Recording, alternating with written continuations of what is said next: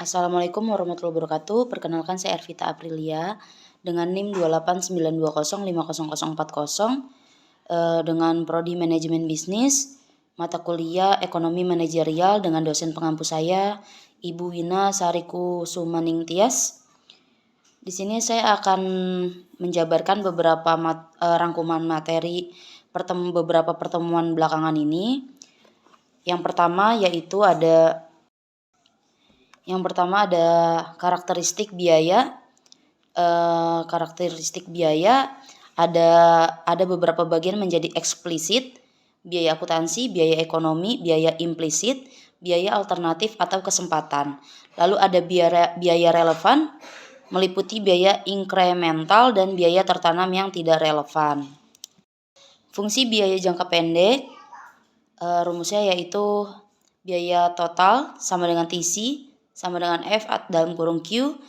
Lalu ada lagi total biaya tetap, ada lagi total biaya variabel sama dengan TVC. Jadi TC itu gabungan dari TVC total biaya tetap ditambah total biaya variabel. Rumusnya ya teman-teman, kalau kita pengen cari tahu tentang biaya total.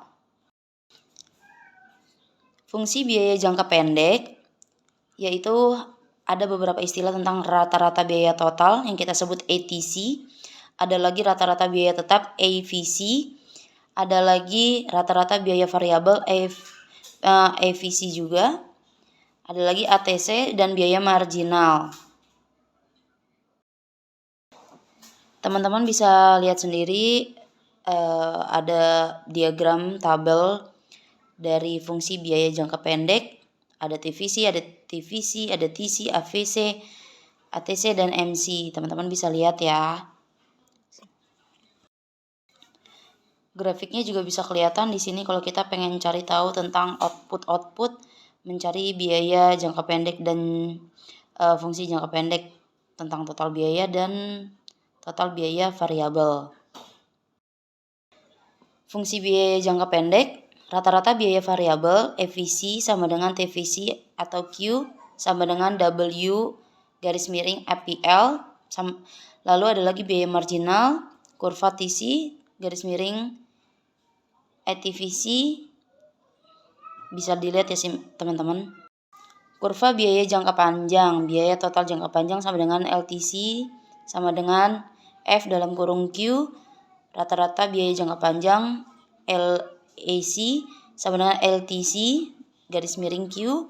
Biaya marginal jangka panjang LMIC sama dengan kurva LTC garis miring kurva Q.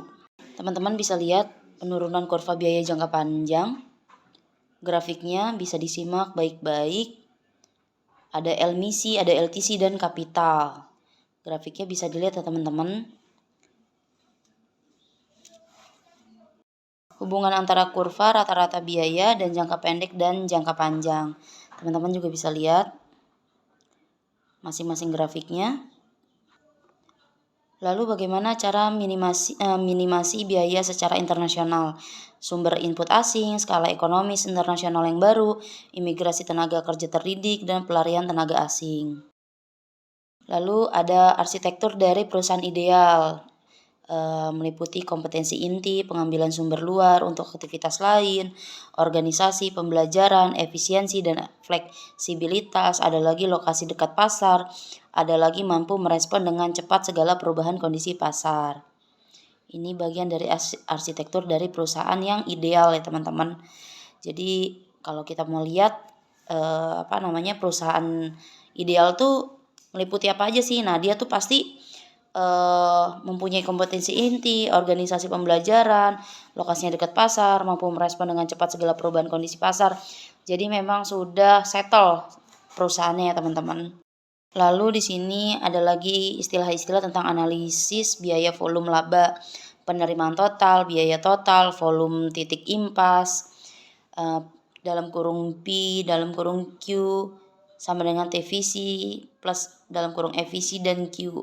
Teman-teman bisa lihat sendiri, rumusnya boleh dicatat. Lalu ada lagi tentang hasil kumpulan data estimasi empiris. Biaya oportunitas harus dikeluarkan dari data biaya akuntansi. Biaya yang harus dialokasikan secara tepat ke dalam berbagai produk yang diproduksi.